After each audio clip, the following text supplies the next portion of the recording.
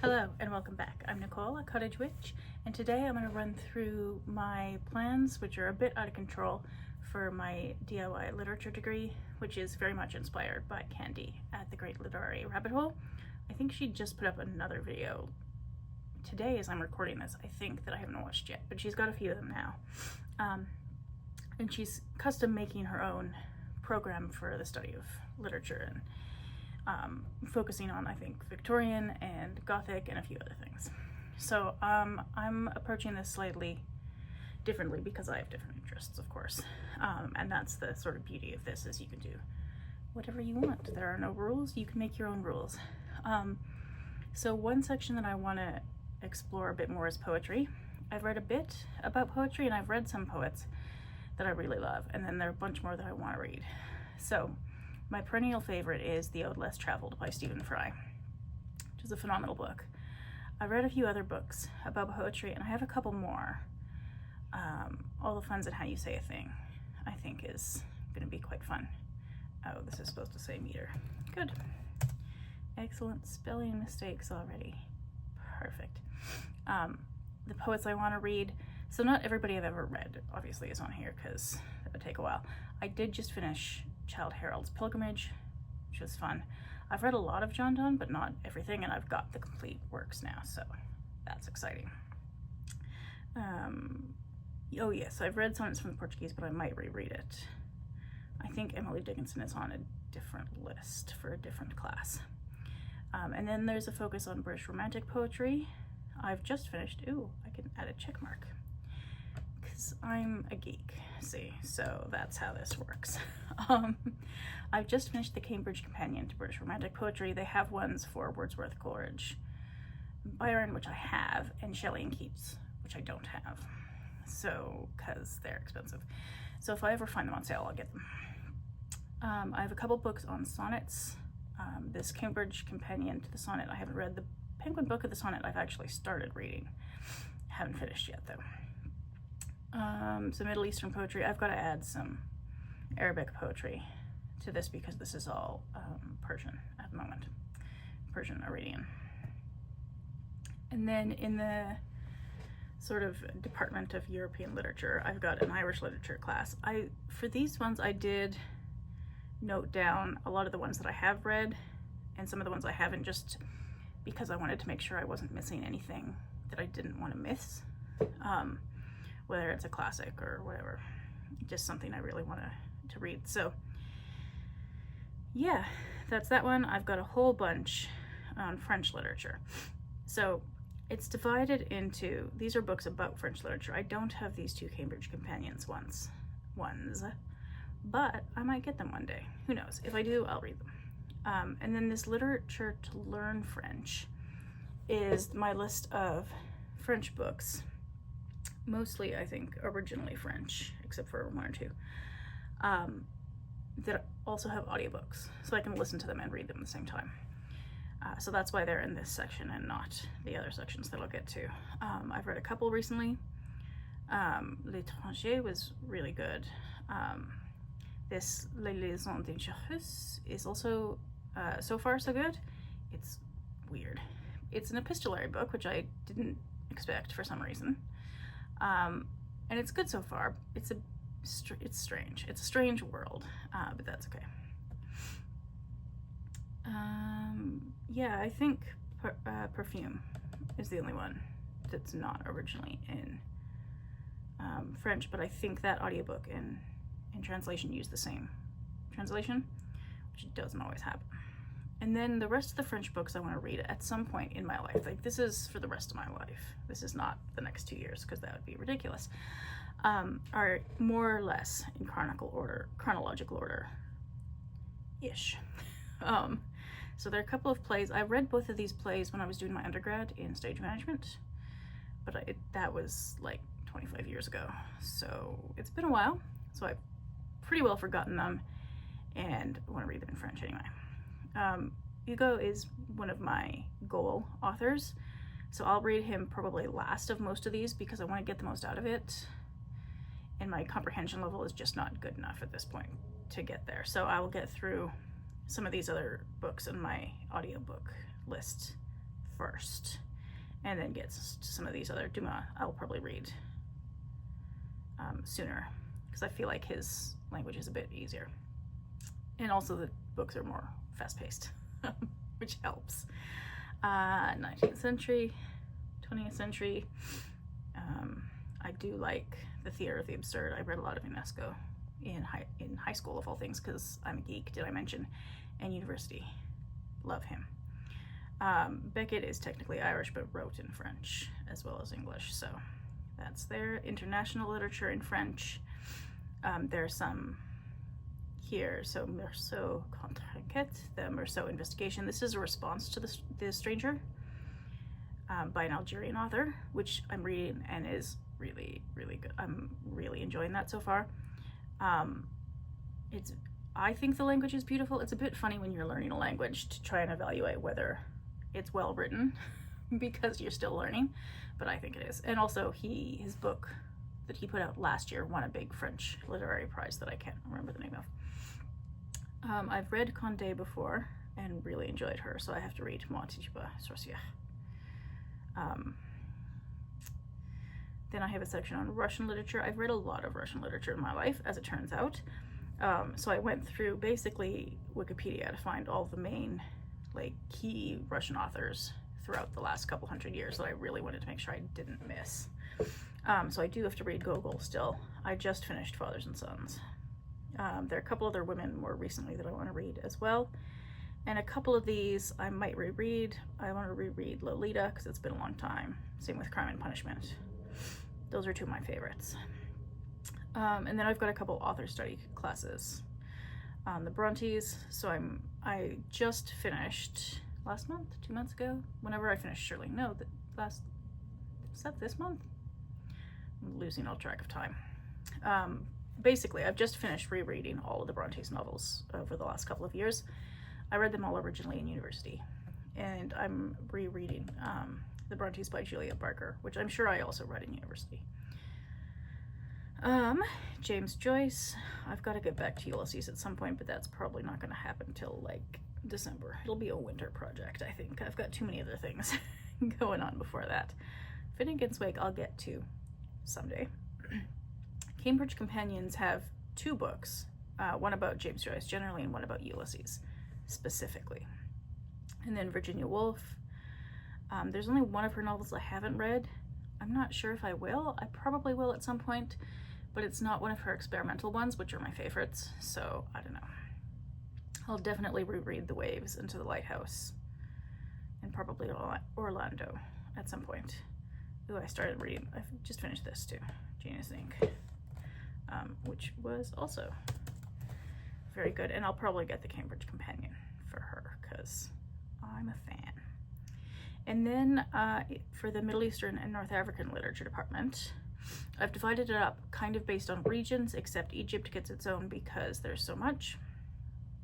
It's also slightly color-coded because I've been reading Middle Eastern books and collecting the ones that I want to read for a while. And, oh yeah, I forgot some in this. Oh yeah, never mind. I'll add them in later. But it was all one long list of authors from the Middle East. And so in dividing it up by country, I just color-coded it a bit. Some of these I've read.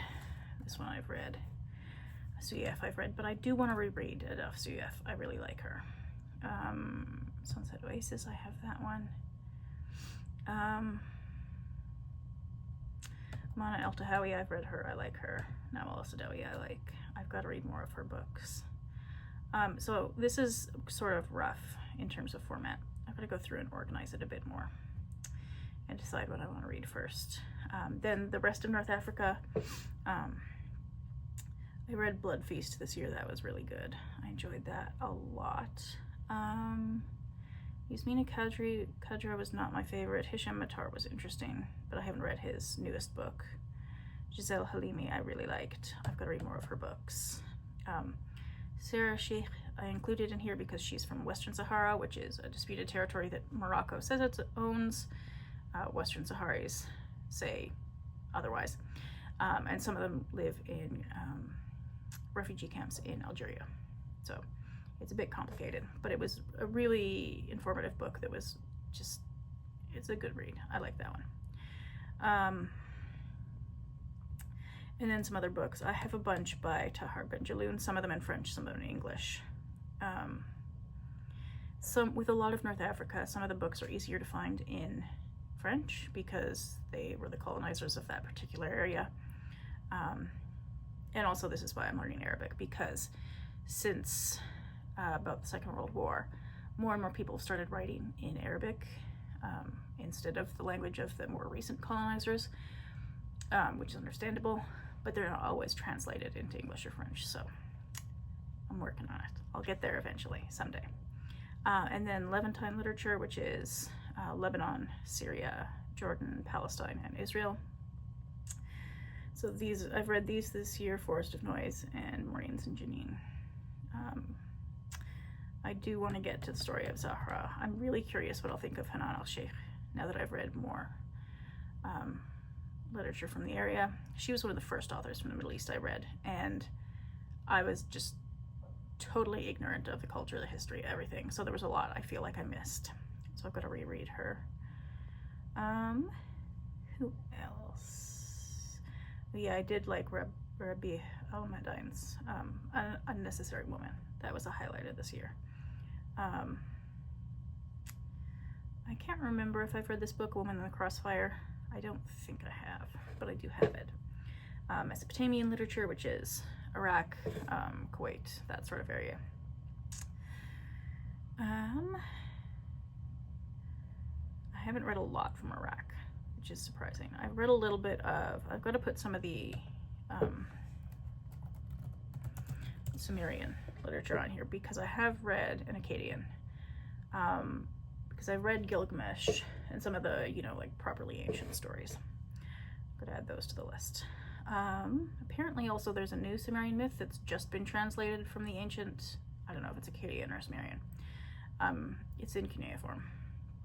And it, so yeah, I've got to Google that. Arabian literature from the Arabian Peninsula. What have I read this year? I liked the Book Censor's Library. That was really good. I enjoyed that a lot. And then some of these Saudi novelists and Yemeni novelists I haven't gotten to yet, but I will do. I will do one day. Like this degree is going to take me at least a decade. There's no way it gets done any faster than that. And I read a lot, but there's no way. I've already done a whole separate video on the Persian literature class, so I'm not going to go into that a whole lot, although some of these ones in pink I've added. That's supposed to be on a new line. Graphic novels, always fun, some poetry. Turkish literature, I've only read a bit. I've read Elif Shafak, I've read a few of her books, and Orhan Pamuk, a few of his books. His last one sort of put me off because it was just, one of the characters was so sexist that I wanted to smack him. And so I didn't enjoy that experience.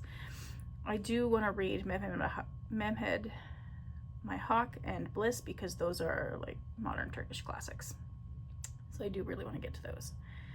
And then I want to do author studies of Nawal El-Saadawi and Hanan al-Sheikh. If I can find books written about their books, that would be cool. Okay, in the other category, this is just now classes that are more random sort of interests. I've done Goth Lit November for the last couple of years, which is by Rachel from Second Thoughts About the Mission and Bailey from the Bailey Grind. They're fantastic, and they started doing this, and it's now one of my favorite things. So I've got a list.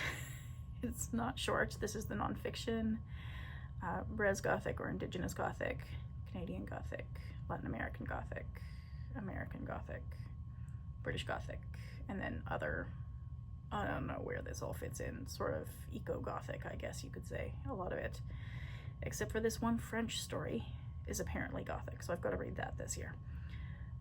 Indigenous literature, there are a few. I've read a lot of Indigenous literature, mostly by people who live in what's now Canada, less so the States and Australia and elsewhere. There are a few classics, though, that I do want to read, and these are a few of those, and then I'll add to this list some more post-colonial and feminist literature, I want to read more of these critical retellings. So Wide Sargasso Sea is a sort of retelling of Jane Eyre, James of Huckleberry Finn. The Bloody Chamber is fun. Frankenstein in Baghdad was pretty interesting. There are apparently others. Oh yeah, this one I'm reading. This is the Meursault book I talked about. There's a retelling of The Tempest set in a Caribbean island, I believe. It's more adaptation, I think, than retelling. Moi, Tituba Sorcière could be compared to The Crucible. Call Me Ishmael is some sort of retelling of Moby Dick. I haven't looked so much into that one, but I've heard of it. Homerus of the Iliad. I'm not sure if I'll read that one, but apparently it's the Iliad set in Pacific Islands somewhere. I think the Pacific Islands. Or maybe it was the Tempest one that was set in the Pacific Islands and this one's set in the Caribbean. I can't remember. Haven't read them yet. There's some climate change and environmental literature that I want to read, mostly by people. Yeah, there's an ecological horror one, and then eco-literatures by Pacific Islanders, because they're among the most affected in the world, having to sometimes literally move to different countries to survive. Pardon me. Nordic crime genre fiction. I haven't listed anything for that yet, but I will do. I'll get to that. Mad Women in Fiction. I started The Mad Woman in the Attic. I'm buddy reading that with Candy, and we're not very far into it yet, but that's okay. And then eventually I'll add more to this as well. I haven't really fleshed out these two. Women in Translation. I've got a list of, these are just the books that I own currently, like the hard copies. I'm sure I'll add more to it over the years because, you know, of course I will. Same with translating and creative writing. So that is my DIY literature degree. It's mostly French, Russian, and British Romantic literature, and then Middle Eastern and Gothic. So yeah, that's my plan for like ever. I'll probably just keep adding things onto it. It's a fun way to structure your reading goals by category, and then when I'm interested in something in particular, then I'll just look up the books that I have. These are mostly books that I own, except for some of the highlighted ones from the Middle East that I don't have yet. And then I can just pull one of those off the shelf and it'll be a good time. So yeah, that's that. If you haven't yet, go watch Candy's videos about it. She goes into more about what she's doing for this, and it's also good fun. Thank you for watching, and I'll see you next time.